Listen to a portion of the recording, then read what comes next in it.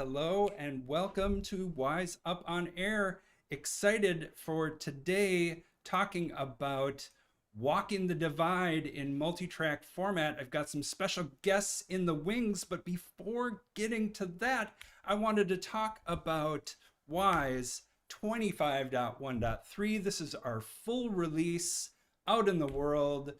We've had a great summer of beta, taken in a ton of feedback throughout the process, been out here talking about features and arriving with one last feature on the full release. Has anyone seen this yet or seen it coming? The return of the fader. We heard you. You were missing the visual identity of the fader that has lived at the core of the property editor for over 20 years.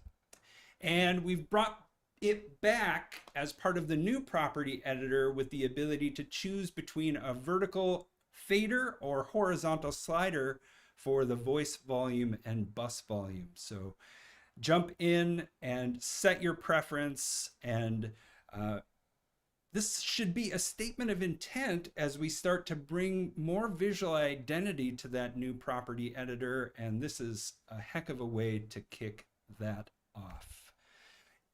Check out all of the other cool stuff that is in the box for our full release of 2025.1. Thanks to the team for pulling it together and getting it out the door here last week.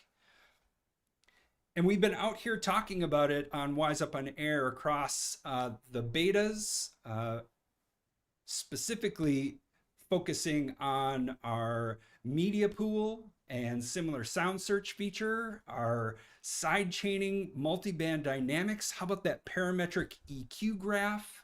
And then deep dive on our spatial audio acoustics, the new dual shelf filter and settings toolbar for the Game Object 3D viewer. But we're not done yet. Join us next week. We're going to jump in with the integrations team. They're going to be here talking about the cool things in the box with our Wise integrations for Unreal and Unity. So get subscribed across our YouTube and Twitch and join us December 10th for that live stream. And I wouldn't be a Wise Up on Air if we didn't talk about the 25th anniversary of Audiokinetic. We've been celebrating it all year and will continue to dig in the new year as we schedule our Wise Expo for early in 26, which technically still our 25th anniversary if you do the math. So keep an eye out for that. We're going to do something special to celebrate the 25th anniversary of Wise and the release of Wise 2025.1. But today we're here to talk about ambiances and walking the divide in multi-track format. I'm excited to be joined today by Fabien Noël and Strata product manager Simon Pressey. Welcome to the live stream, folks. Thank you very much. Hello, I'm really happy to be here. Can't wait to share the experience of this collection with you guys. Amazing. Likewise, super happy to be here, and Fabien is full of interesting tales of the development of the Continental Divide. Great, and we've been out here talking about Strata, the multi-track library that we released a few years ago. Developers are finding all of the value in having not only rendered files, but also the ingredients to change and mold those for interactive scenarios. I'm super stoked to dig into how this ambient collection has been framed for interactivity. And I can't wait to hear the stories along the way. Fabien, you ready to jump in? Okay, Damien, yeah, I'm ready. We can do this. Let's go. So hello, folks. I don't see you, but I'm pretty sure you are all ears. So my name is Fabien Noël. I want to introduce you to this new collection I've been working with Simon. It was a pleasure working with him, digging the sound I recorded during that walk, and use his expertise to build something very interesting for video games. So pretty happy to be here.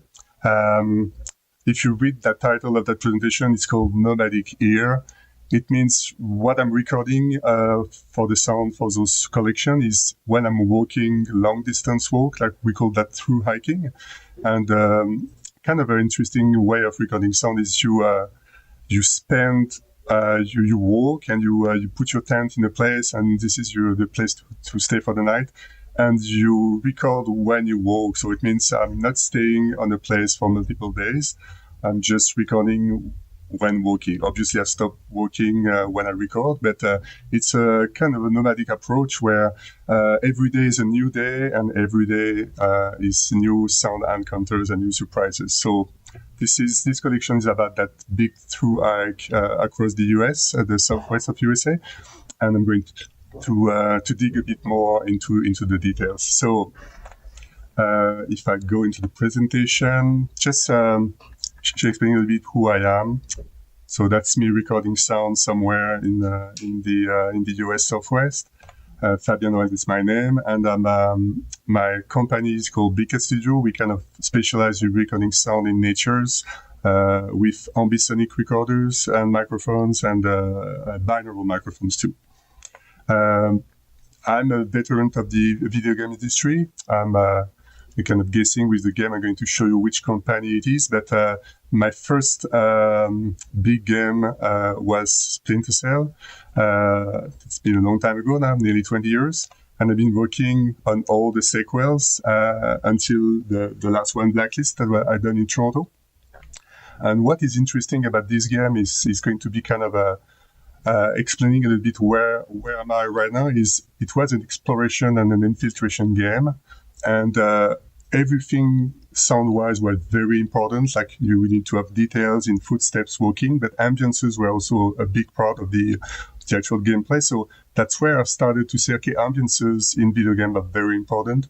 And the 3D part of the ambiances are also very important. When you go from a room to another room, you want to hear in the front something that, I don't know, at the outside, but in the rear of the players, you want to hear the room where you're coming from. So that's where it started the whole 3D things, and that leads me to do ambisonic recording after. Yeah, and I really think of those early stealth games as, system sellers for surround sound.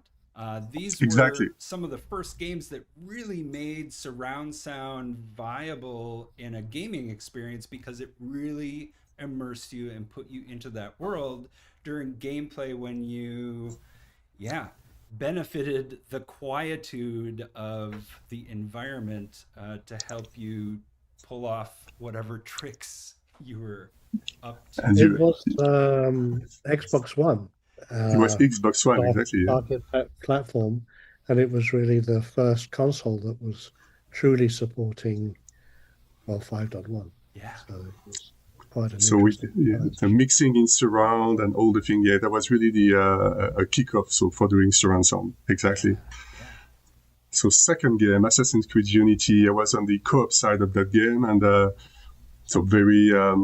I'm French, you guess, with my accent, so it was kind of a game from my origin country.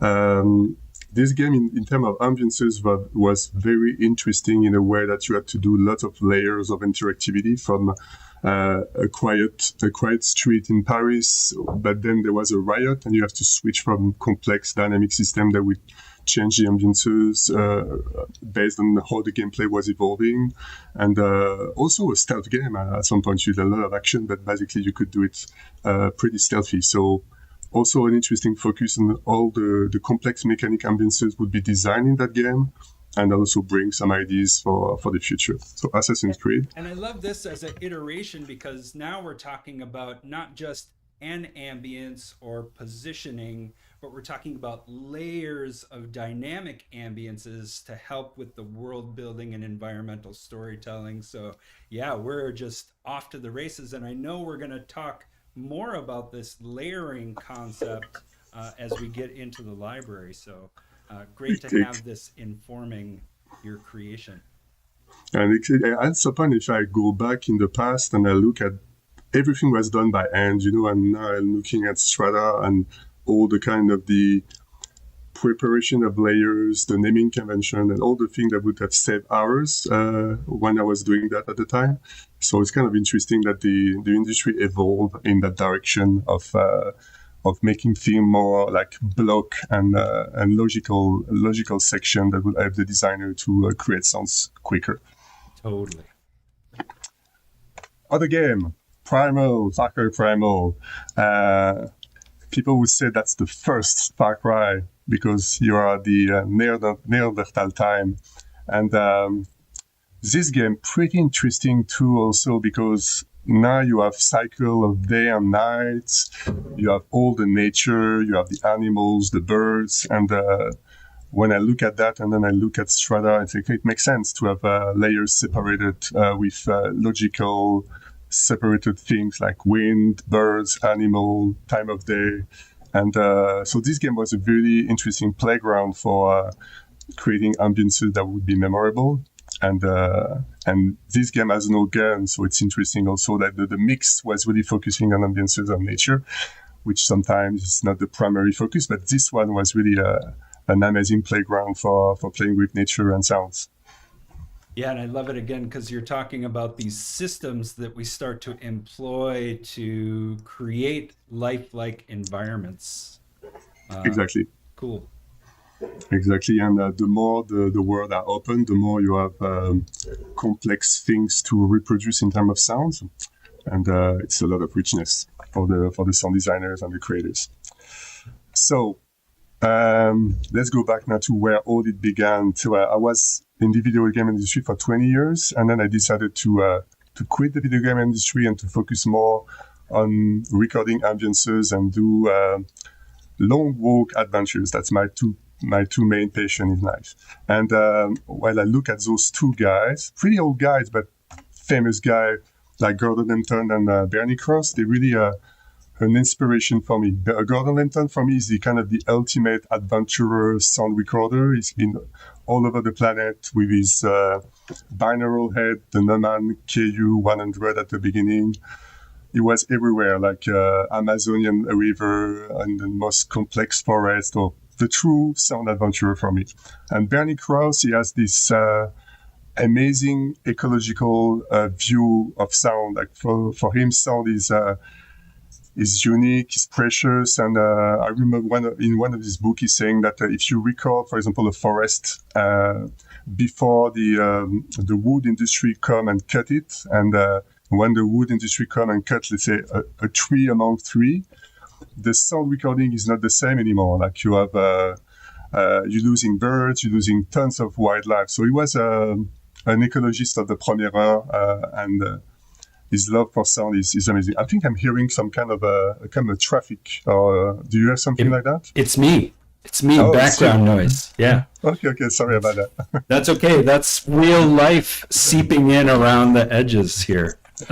My favorite Bernie Krause story is, of course, if you take it back before his adventures in wilderness recording, he was one of the early demo artists for Moog, and would help tune folks, modular Moog systems, and had a great band that he was in called Beaver and Krause, which if folks want to dig back in, it's pretty groovy. The In a Wild Sanctuary album, which ended up being the name of one of his books, is fantastic. Okay, great. Okay. Do you know what? I'm going to put a little bit of ambiences from the collection in background so we can have a nice... Let's try that to see if it's working. Awesome. Can you hear something? Can you hear the little bird? No birds this time. No bird this time? Okay, maybe here then. Can you hear it? It was working in pre-production. No. Yes. No? Okay. Let me just check. Yeah, should be working. Oh, I know what's happening. It's me. That's me. That's why we do these things. What about now? Can you hear it now? No. Still Okay. no. That's okay. We'll Wiggling with the later. technical difficulties. We're doing it. Yeah, exactly. We'll figure out later. Okay, so jumping back to the presentation, I just want to do a short introduction on true hiking. The true hiking is, if you don't know what it is, it's like people that love to walk very, very long distance. When I'm saying long distance, it's 1,000 kilometers, like it's 1,000, 2,000, 3,000, and they kind of cross countries. So it's kind of weird people, but I love them. I'm one of them. And it's an amazing experience if you want at some point to change a bit your life. You just take your pack-sack, your shoes, and you walk for kilometers, 100 kilometers for days, and you will figure out what I'm talking about. It's just amazing. Yeah. So in the US, you have three major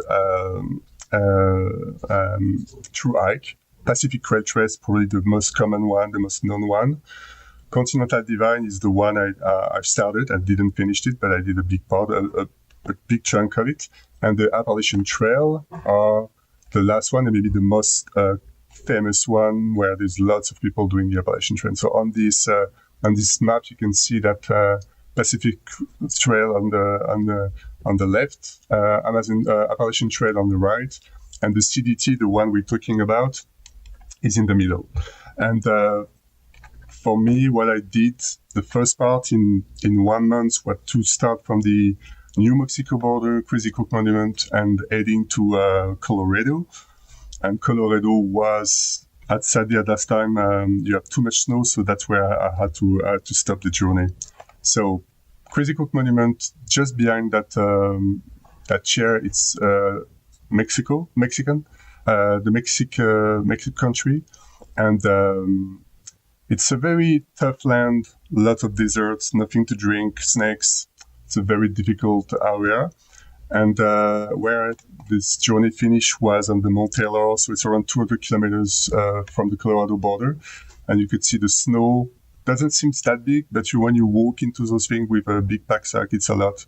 So that's where we decided to stop this first part of the CDT and go around and see a little bit what New Mexico and the other part of the southwest of the US had to offer in terms of sound. In that slide, you could see that this part is the CDT, and the other part are where I went after to just record other interesting stuff, and that's why you have some caves and some additional sound that are making something a little more richer for this collection. Amazing. So New Mexico, Utah, Texas, and Arizona. Right. I don't even know how you begin to pack for the experience of going from the desert to the snow. This is that's a range of temperatures for sure. You have to do trade-off. I think the trade-off is weight. So you have one pair of shoe and the one that can do everything, and one winter coat that is as light as possible. So you're getting cold, but when you walk, you get warmer. So it's a trade-off. You can't have everything. That's the idea. Right. Okay, so the team. I'm not doing that alone. My wife, Sylvie, is kind of the most dangerous woman I know. I think she could walk twice more than me in a day. She has a nuclear plant engine in her body. I don't know how she's doing it, but she's very, very tough. Me, with my big beer, when you walk, you don't bring a shaver, and that's us at the beginning of the trail. Like, it looks like it's the gear. The sun is so hard that you can't have a part of your skin exposed to the sun, like it just burn in a few hours. So you really need to cover yourself with as much thing as you can. That's why we look like I don't know, like an FBI agent, something like that. Yeah, Jawas from Tatooine. Exactly. Equipment quickly. True hike is all about being the lightest possible. So on the table, you have nearly everything I brought aside of a few clothes. So it's 8 kilo, the base pack sack, like no food, no water, just 8 kilos. And you can see on the right, the tent is made of Dyneema. It's such an amazing fabric. It's the tent itself could easily get 3 people inside, and it's 900 grams. It's just crazy. It's just not coming from this world, but that's an amazing improvement for people that do through hiking, is those type of tents. Yeah, when every gram matters. Every gram matters, and this slide seems nothing. It's like 1.8 kilo of sound gear, but you have to think about, I'm not having 2 liters of water, or maybe I'm going to miss that sandwich that I need so much because I'm depleted in energy. So it looks nothing, but sometimes you look at your gear and say, I can't eat that thing, and I'm really hungry. What should I do? So that's the kind of the extra weight you have to carry on, and it's really picked. And everything has been really selected carefully. Like I've got so this microphone, for example, is a Reynolds microphone. It's 3D printed, so it's super light, but it's doing an amazing ambisonic first order recorder. And you can see on the picture that I had a sound device mixed Pressey. Sadly, the recorder broke at the beginning of the journey. I just dropped it from my bag and thought, oh my God. So I bought this little guy, Zoom F6. Okay. Amazing. And at the end, I prefer this guy. It's 32 bits, and he's getting a way better a power consumption. You can run it on less batteries, and it's staying for longer. Amazing. So that's the sound gear. But I always looked at that as a sandwich or a water when things goes wrong. I'm thinking, is there a market for edible windscreens or cables? You know, you use them once and then you can eat them after. Maybe. I think you should launch a trend. Like I will be your first client for sure. Nice. Reynolds microphones in the chat saying, great to hear that the A-Type 4 first order served you well. So, yeah. And they're also preferring the Zoom recorders these days. Okay, great. So cool. I was a good choice for me then. Nice. But you know, even the cable, you could see on the top of the picture here, the guy did a shorter version for me just to be sure I was not carrying extra grams. So it was really nice. The Reynolds guy really open to any custom orders. So great guy, great company. Cool. Quick numbers. So walking distance around 1,000 kilometers in a month. Average is 20 kilometers per day. Longest day 46 kilometers. That was very long. There was nowhere to put a tent. It was too much. 7 days of maximum autonomy with all the food. The water you can find it on the web, but the food you have to carry it. Backpack weight 16 for me, a bit less for my wife. 3 or 4 liters per person and per day. That's if you had also a solution for having water weighing less for 1 liter. I'm opening to suggestion because this is really the thing that weight a lot. And no blister. I can't give you my secret recipe, but definitely it's a game changer when you know what type of shoes, socks, and things you have to put on your feet. Like no blister. I'm still surprised. That's impressive.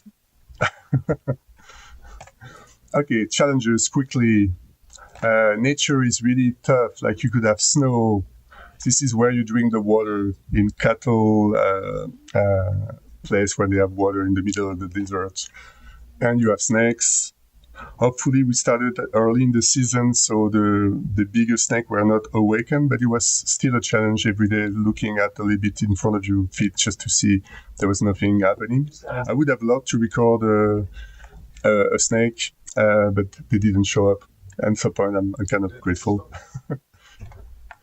And wind. Sometimes the wind is so hard that you have to bury your tent in anything you can find.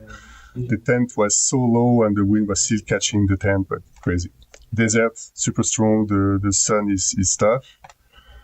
And sometimes you have to cross river. It's kind of very interesting that when I started the journey doing the CDT, I thought I would be in the desert most of the time, but the ecosystem, the different landscape as such, they varying every 100 kilometers, everything changed. So sometimes you have to spend 2 days in those type of canyon with water just to get to the next section. Trail angel. When you do through hike, you can't mention them. You can't not mention them. Like this kind of random people you find around the way that just come from nowhere. This guy came with a motorcycle, and it just gives you food, beer, support, help, and they're just amazing people you met. It's nearly half the joy is meeting those people and exchange.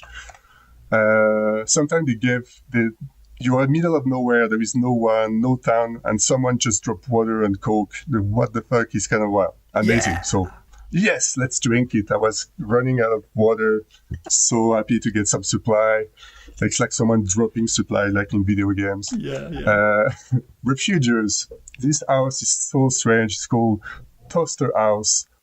It's in the middle of nowhere. You have toasters everywhere, and you can go in the house for free. There is beds everywhere, walkers everywhere, food in the cupboards. Everything is free. It's just like you feel like the universe is really nice. You get faith on people when you go in those type of refuge.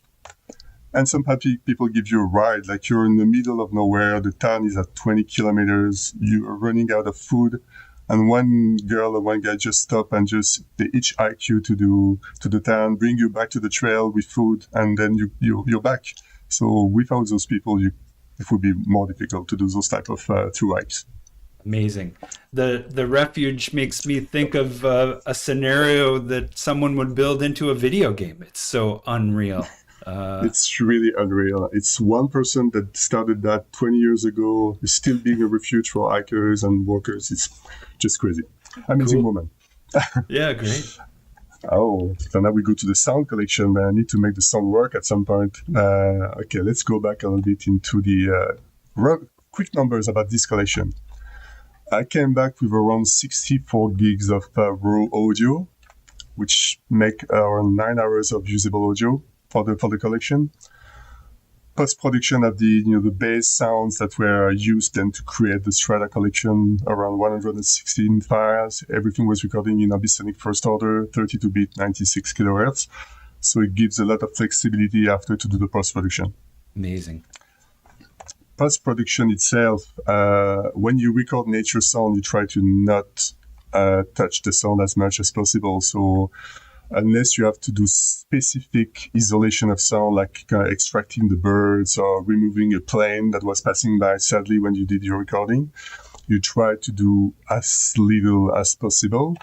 So I really like Acon digital software because they all based around the softwares, like all the plugins are surround. You can throw to them any type of 4-track, 8-track, whatever tracks you want, and they will still say it's good. You won't have to buy the surround version of the plugin, which is great. Yeah. And this plugin, this one particularly helps me remove planes or isolate birds or do some kind of magic you couldn't do with EQ and other classic tools. The noise reduction of Acon Digital is also really good. Classic, you can learn the noise, remove it, play with the knobs to don't get artifact, and it's pretty powerful. And that's I know, Simon, maybe you would say it's a bit colored, this ambisonic plugin, but I really love using it to go from A format to B format. What do you think? Do you like it, or you have a preference? Oh, your mic is muted. Yes, I would say that the results speak for themselves. So I did a bit of I've play around quite a lot with ambisonics, and I did some A/B testing, and I was kind of it's not as transparent as I thought it should be. But then when I actually listened to it, what you've made with it, it sounds amazing, and it's so you know. Yeah, you're okay with it The then. proof Okay, of the okay. pudding is in the listening.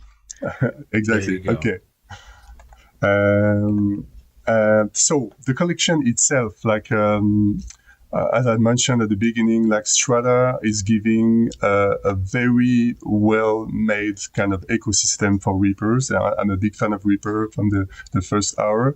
But when you use it the way Simon and his team have been using it, it's a lifesaver, because naming convention is controlled, the way the regions are made, the way the plugins are inserted, everything is kind of it's like Coca-Cola. You know what you're getting. You know, it's safe, it's well done, it's well named, it's all the same. So you have every collection you will go from one to another. You have in the same ecosystem and same naming convention. So if you're used to do like big AAA games where you have tons of assets, this is, I think, one of the interesting part of Strata is making things clear and flexible.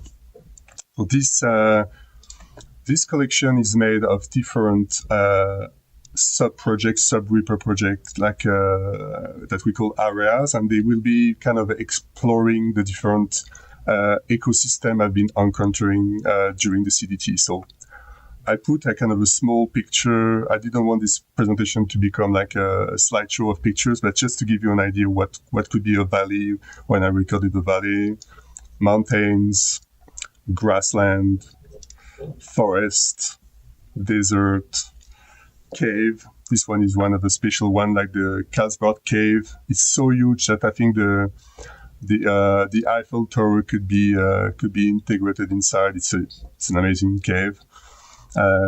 Canyon, lots of canyon in that part of the US. Water, lots of water. Specific birds, that would be kind of dedicated sub-project with isolated birds.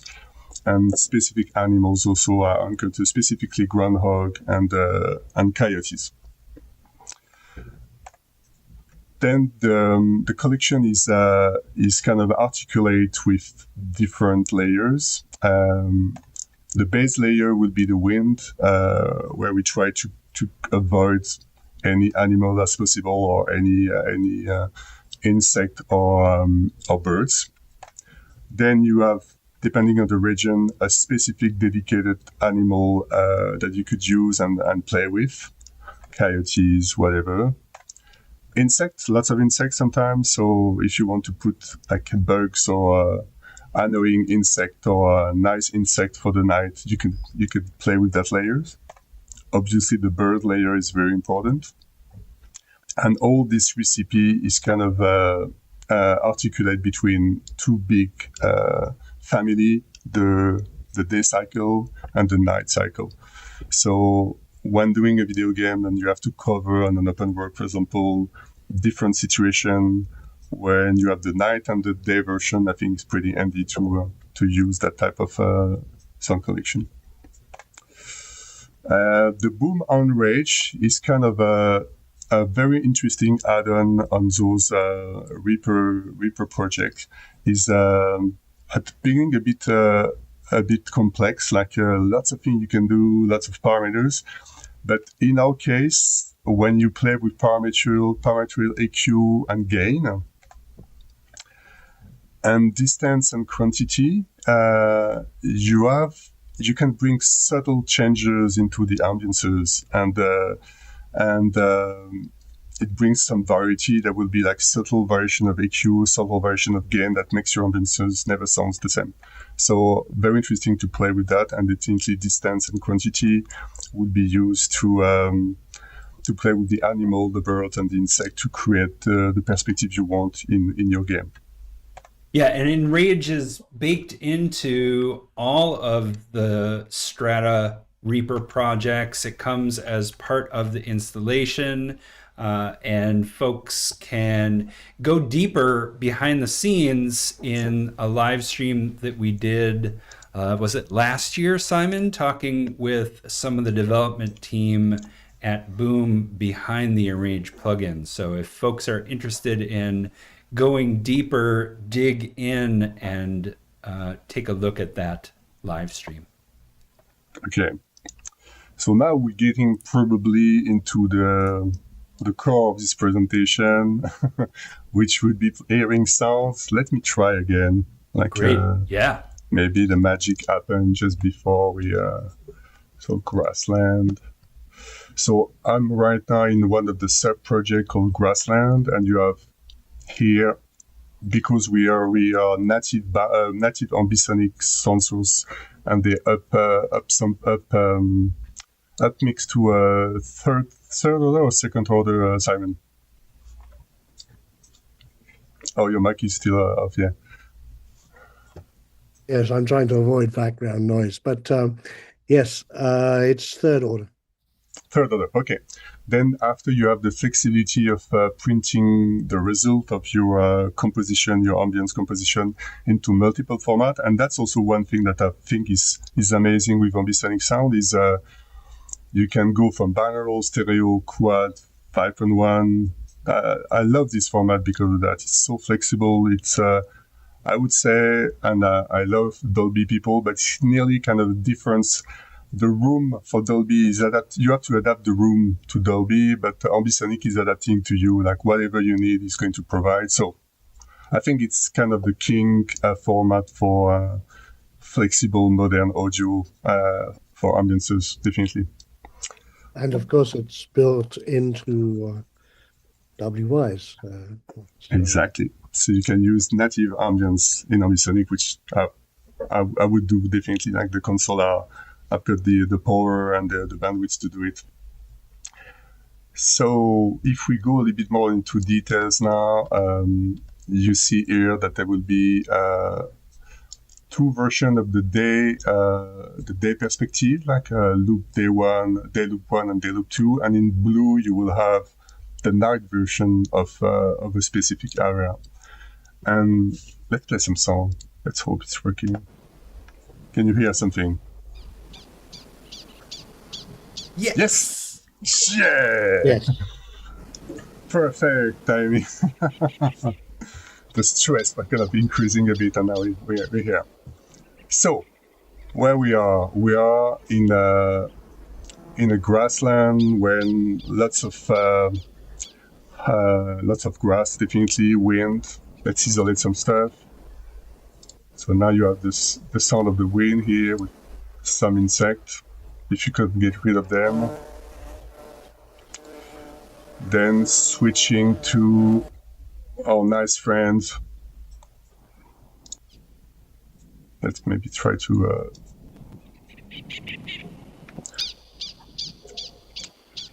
So I was feeling a bit sad for those guys because lots of greyhound in that area, but also a lot of coyotes. And I could see the coyotes getting closer to the guy who was recording, and I couldn't say a thing. Like, it was record, you have to record. You can't interrupt nature. I was feeling like, I think he escaped. He escaped, this guy. Wow. He didn't get killed. And then a dedicated layer of insect. So what is fun about that? You don't have like thousands of tracks, but you have very distinct family where you could play with. I don't know, maybe you are in a battleground, lots of dead people on the floor. You may have some more insects, but if it's an adventure game and you're kind of wandering around, maybe you want to make more focus on the small animals. And so if you go a little bit deeper, for example, in Enrage, just pushing Enrage here. So Enrage is a stereo plugin, so you need to have two instances of Enrage on a 4-track ambisonic track like that. But what it's doing actually is kind of making subtle variation on EQ and gain. One for getting variation, like subtle variation on ambiances. You don't want things to be too drastic because you want to control what would be the final render. But you also have those parameters here are going to increase a bit visually so you have a better idea. Like, let's say I want those rodents to go closer, or put them a bit less, maybe too much there. So the distance is a pretty efficient parameter to just create the perspective you need in the game. And that's really touching a bunch of properties of the Enrage plugin or volumes, filters, to give that distance perspective on a control parameter in Reaper. Exactly, and yeah. Come on, Simon, sorry. It's quite, it can take quite a while to set up, but the result is basically allowing you to, with one mouse click, control multiple parameters simultaneously, which is obviously difficult to do if you're mouse mixing. And my advice would be, it's complex to master, but when you get it, you could create very interesting stuff. So you have a base recipe that works, that's been tested and implemented also on different ambience collection.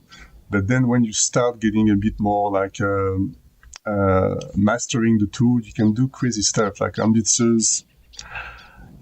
That's where the interest of Strata and Enrage combined is interesting. It covers so many games. Like it could be a very nature-focused game, or it could be a sci-fi game, and you could get crazy using Enrage and trying to do interesting stuff. And then it's connected to Wwise, so that's where the pipeline becomes a time saver and an asset in your production. So, yeah, and again, having all these different layers that you can put into an interactive context to then puppeteer with gameplay elements, or like we were talking day and night cycles, or other aspects. You don't just get the render; you get the pieces that you can make dynamic. Exactly. So it's like in the sound is kind of making. Okay, sorry. Yeah, you're ducking the ambiances are ducking when you speak. When I speak myself, me? Yeah. Okay. So No. Let's try to.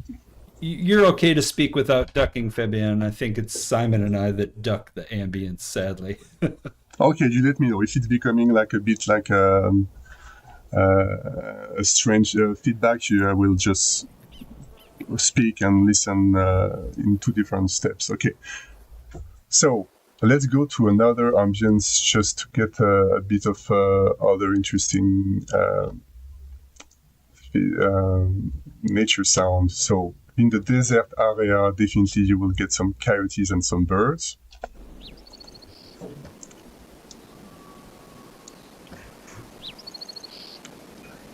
So just let's isolate a little bit what we have here. So we have the wind.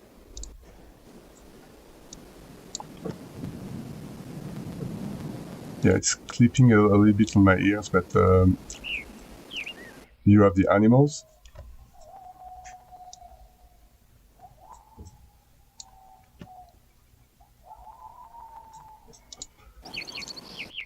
You have the birds. And that would be one example. So you have two versions with obviously different sounds. And when we go into the night, you're definitely the wind. And in that case, I was lucky to be close to a very iconic Western windmill. So if you go and listen to those creaky, weird sound.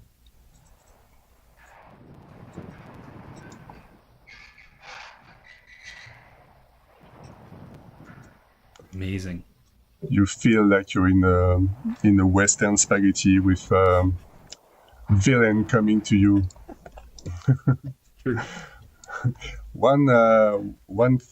Lots of story when you record sound. Sometimes you record and nothing happens most of the time. But sometimes you got an instinct and say, okay, I would love to get those coyotes. I've been hunting them for days and they're not coming. I let some food outside my tent. They're not coming, trying everything. And one day I just decided, okay, let's hit record. Like it's 5:30 in the morning. The sun is getting up. Why not, And truly, like 10 seconds after hitting record, like a coyote start to call from nowhere. Another one respond. It was magical. I think like a wow. I was just in time to record those guys. So as a sound recordist, it's a lot of joy when you get that. Like it's kind of a quest, and the quest just appear magically.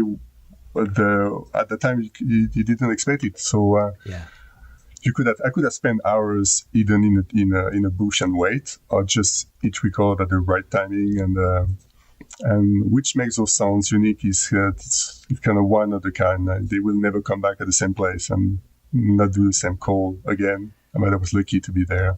Yeah, and I love the intentionality of this hike with listening at the core of it. I mean, first and foremost, you yourself, your ears, your experience, but then also the microphone, the ears that can capture and reproduce and bring these experiences to other mediums, to other people. And so, yeah, a gift to have your skills of listening there, but also then bringing back the fruit of that experience. It sounds, there's some magic in there for sure. Even just Thank you, Damien. in these small samples that we're hearing, I imagine soaking in these and just closing my eyes. They're great. It's a good meditation. You could listen to those ambiances, just meditate, and it will work, I think. I had to say that whilst I was, going through the project, curating, the experience was quite magical. It was, you were transported, and Nice. quite hypnotic, and I didn't want to stop listening. It was so.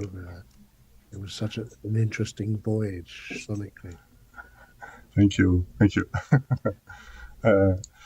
I'm trying to get into other sounds to get an idea. I wanted to go to this one, forest, conifers. I've got a small story for each of them, but let's try this one. Great. Make a bit more sound, maybe.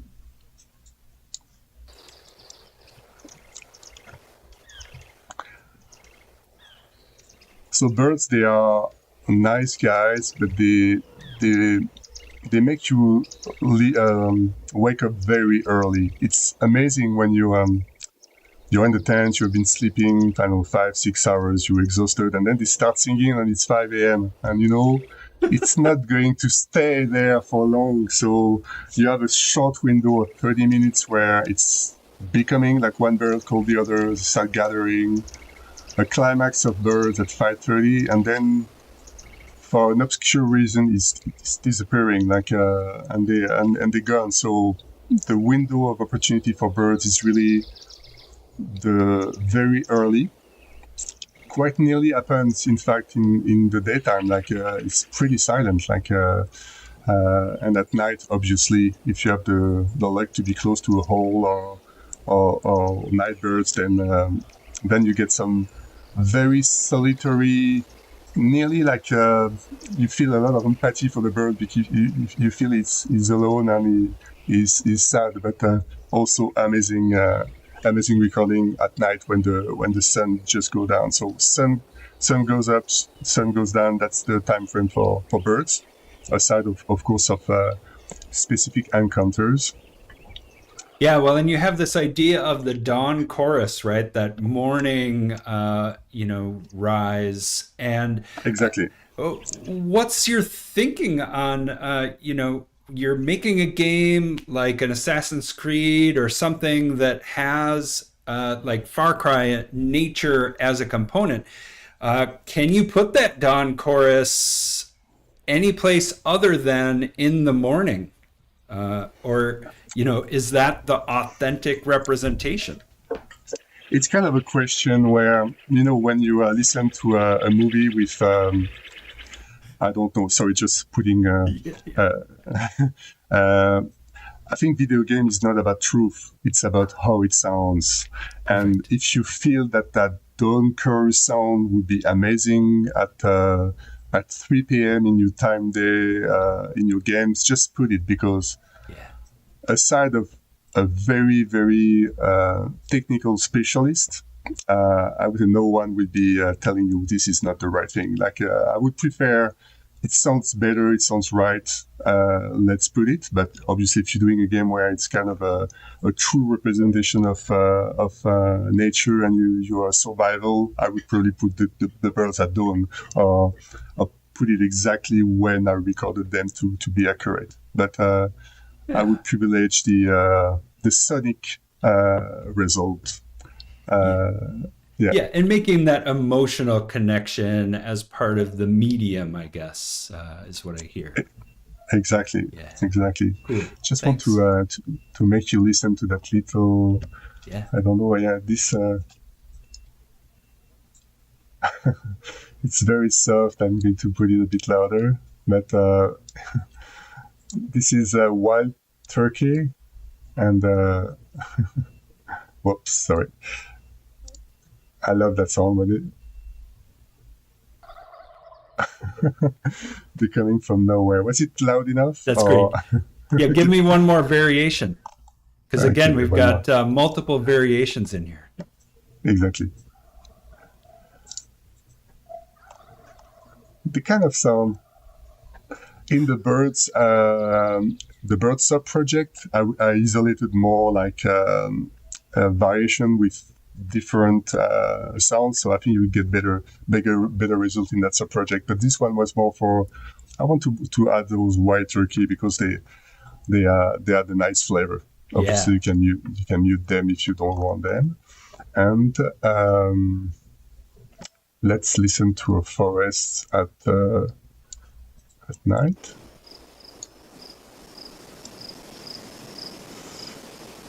So when it comes to night, in fact, it's you want to get rid of the birds aside of night birds. So a hole is kind of it's night, right? It's so iconic, but very difficult to catch the hole.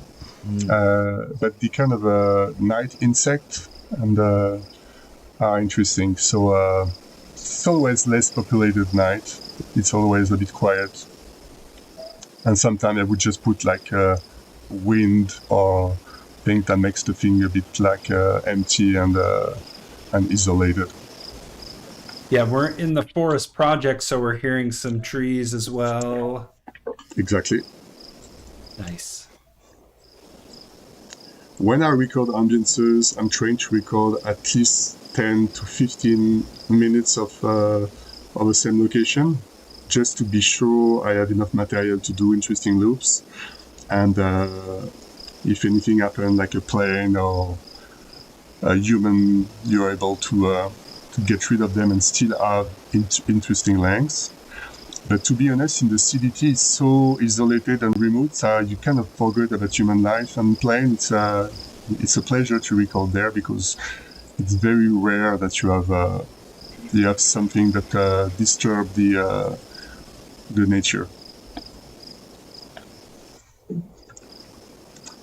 If I go to the mountain now, I think I've got a story with the mountains I'd like to share. Hey. So mountains.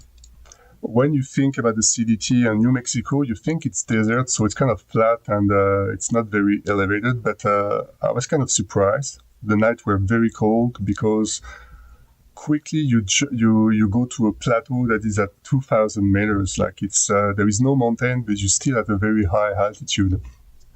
And then you encounter real mountains, and that's where you can find some interesting prey birds like this one.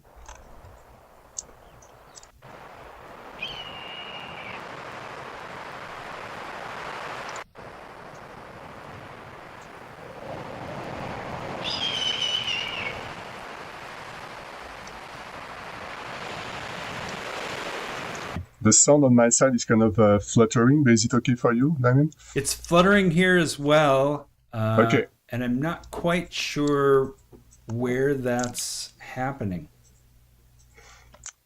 Neither do I. So the sound is sounding way better in In Strata. Fair. Strata. Yeah, well, this is the suggestion for everyone to grab their subscription and download this collection. Exactly. We could try taking a pause, and I'll have you maybe relaunch the Reaper project and reshare in Zoom. Why don't we just take a quick pause and let's see if we can get that great sounding representation of your work back to the live stream. So I need to, it's in Zoom, right? That I need to stop the sharing? Correct. So if I go on my Zoom thing, I don't see any more sharing. I've got a small window. I'm going to stop your sharing. Yeah. And then I can share. And then maybe restarting Reaper might have a positive effect. Yeah, probably. I'm going to restart Reaper, yeah. All right. And folks in the chat, if you've been following along, if you've got some questions or things that you want to put your ear on, this is a good time to feed the chat, and we'll carry those suggestions to the conversation. Or any other questions you have about trekking into the wilderness for a month with only what's on your back to record and bring back these amazing sounds. And what bird is that? Yeah, that's a good question. Let me check. So I've relaunched Reaper. Great. I'm going to the Wasapi output. Cool. It's still fluttering, so it's probably maybe my buffer. I could change the buffer. Okay. Yeah. Let's try that. You know, in game audio, we are nothing if not technical. And so wiggle all the knobs and turn all of the switches. Exactly. So it's getting there. So the birds we trained to listen. He was really unhappy when we arrived by feet on his territory. And what you hear is not a gentle call. In fact, I hope you're going to hear, it's kind of he really wanted me to get out of his territory. So he was kind of flying above my head. So I'm selling the punch. It's an hawk, a red-tailed hawk. And he was literally like flying above me and picking, and that I would say 2 or 3 meters, doing a left or the right, like. And me, I was excited. Wow, what an amazing! And it's really going to be insane. So let's put the microphone, get rid of it. But I'm not sure if I should have hired probably. Anyway, it's a occupational hazard to be dive bombed by red-tailed hawks in your position. So can you reshare the Reaper project with me try that. Zoom, and let's see if we can get back to hi-fi. Stay audio, this screen share. I have to duck out. Okay, Simon, take care. Great to have you on the live stream with us, and take care. A pleasure, and thank you very much, Fabien, for your creating this collection. It really is a treat, and I hope all of our subscribers to Strata enjoy it. And I look forward to hearing it in some games. Me too. Although we'll never know. That's the other thing. It will be hiding in plain sight, so to speak. Thank you, Simon. It was a pleasure working with you on that. Great. All right, transitioning back to the Reaper project. Let's see try if we've that. got some better sounding audio now.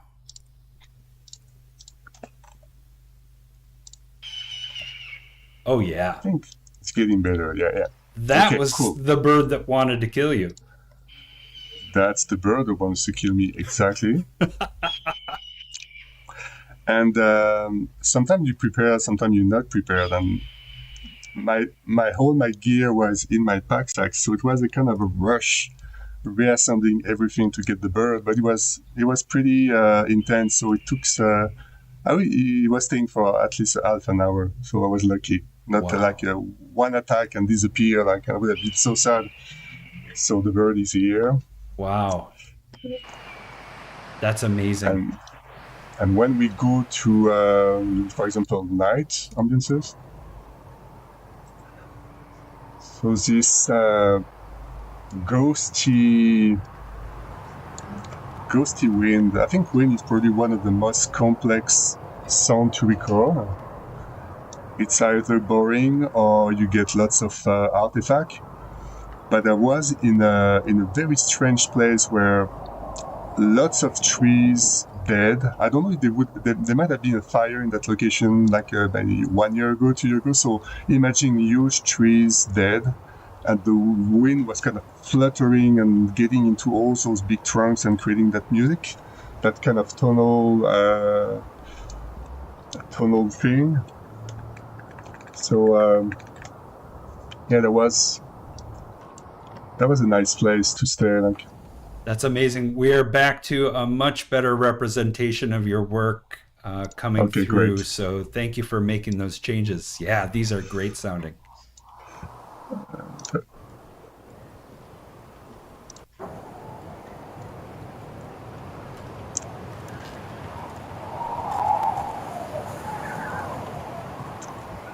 So it's nearly like an instrument, like a flute. I think Bernie Krause says that the music was invented by wind in the nature when there was no human, like just getting into the trees and the landscape. And I would have loved to listen to that pure sound at the beginning of the creation of Earth. Maybe not with the animals and everything, but just the sound. Maybe not with the ones that want to kill you, but the sound. Exactly. Yeah. Maybe one I would like to make. So now, sadly, all the pre-project I had open are closed now. Okay. But let me try to go in one when there is an interesting story. Animal open project collection sub project. If I go into the water. So I know the water is a more covered aspect in some banks. You have lots of water and tons of sound. Maybe not in ambisonic, so that's probably one of the interesting assets. Yes. But in that collection, so I took the time. There was a time where we could rest a bit instead of walking. So I took the time to take different perspective of the water. So the same water would be like close, 5 meters, 10 meters, 20 meters. So nice. You can play a bit with the perspective, and it sounds different based on where you are. So this would be the closed version with the birds.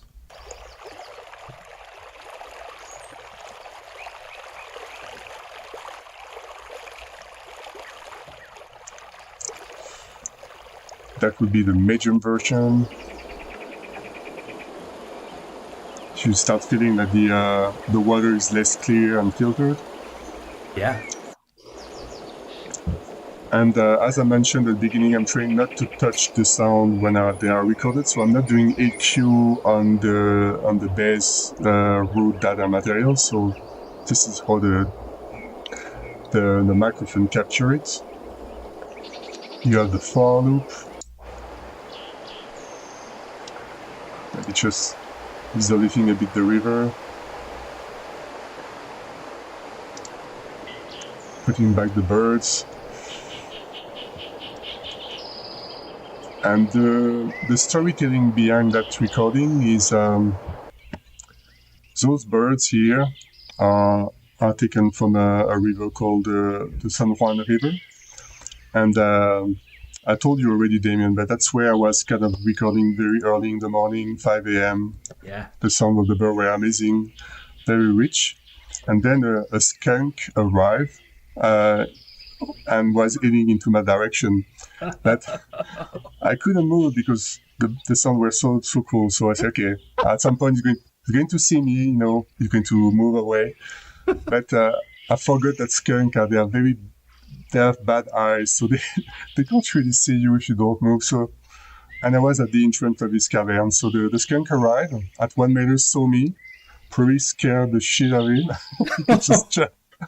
And as an end result, he sprayed me with his special weapon. And oh my gosh, that was terrible. That was terrible. I got the sound of the birds. Maybe some swearing. Yeah. Wow. So the swear is not in the collection, and I can't recall that the spray has an interesting sound, so it's not added. Oh man! It took me weeks to get rid of the smell. That was insane. But yeah, the song was recorded. That was beautiful. Suffering for your art. Exactly. The true definition. Nice. Yeah. Wow. And this was towards the end of your journey. This is one of the side trips, or exactly. Okay. Exactly. So the San Juan River is not on the CDT. In fact, the CDT, it's kind of the line where the water is divided between east and west on the US. Yeah. So it's mostly mountains. In fact, you are pretty high ground. Then you go to Colorado and everything, but you keep getting pretty high until you go back to Montana and to Canada. So it's rare to have a big river like that. So it was a site, still the southwest of the US, but not the Continental Divide. Definitely, yeah. Yeah. Amazing. Yeah, and so I'm guessing you went home shortly after that. No.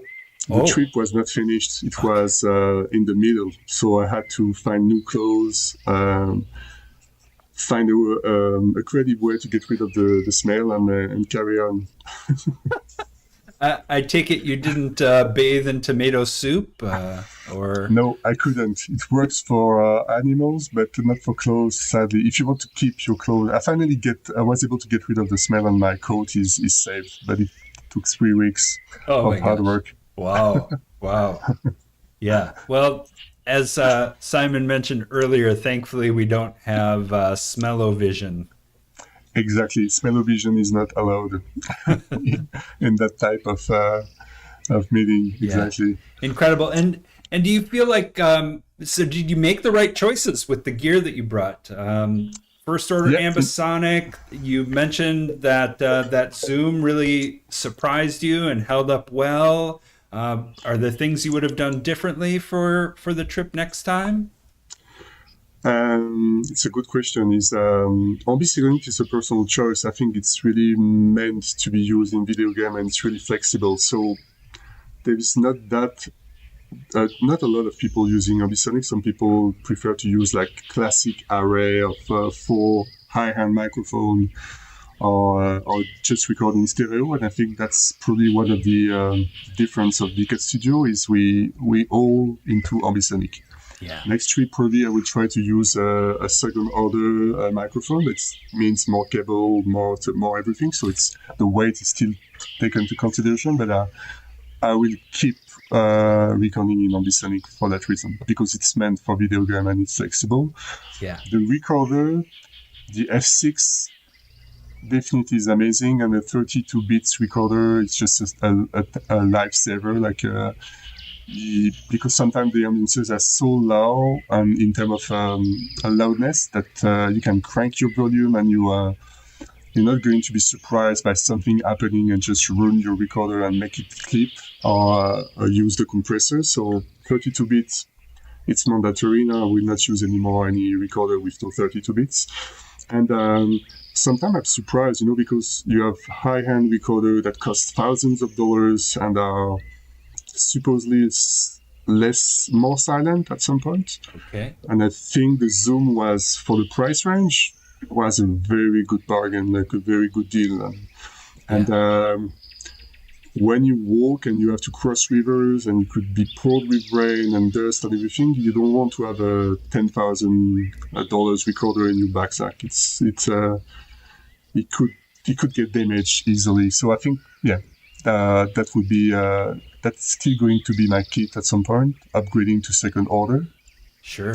And I was a bit scared about autonomy of microphone. You know, the bank or the what you use to power the recorder. And kind of realized the F6 is able to be plugged on a sound bank. A power bank you're using for your phone. Yeah. So it's amazing because the power bank is there to charge your phone if you have an emergency and the phone doesn't have battery anymore. Yeah. But it's also power the recorder. So it's a 2-in-1. Like it's very flexible. Nice. Yeah. And as you were saying, you know, choosing the loadout is so important because if you can't eat it, you better have a good reason for it. Exactly. Yeah. Eating and in desert, drinking water was also a huge issue. Sometimes you finish your day, you don't have water, and you have to carry on 10 kilometers more to get that bad water, and you're kind of missing that 1 liter you could have carried. Aside of but at the end, lights, easy to put in place with a trépied that is strong enough to hold on winds. Something rugged, and maybe the wind sometimes is so intense that I would probably upgrade to something a bit more efficient. I was using a small Ricoh wind thing, and I would probably go to something more like what's that brand? Like Sinela. I think Sinela is doing amazing work in terms of wind protection. Cool. Yeah. Well, and I have to say, I'm just enjoying hanging out in this location. It's I can imagine, you know, falling into a place like this and just listening. It's very, very comfortable. It's peaceful. Yeah. That's what I like about this job is you record peaceful atmosphere. After doing guns and explosions for a lot of years in my gaming life, gaming industry life, I can enjoy those type of sound definitely. Yeah, I have to say one of my favorite developer debug features was being able to turn off the enemies in any game that I was working in to just experience the environments, right? Exactly.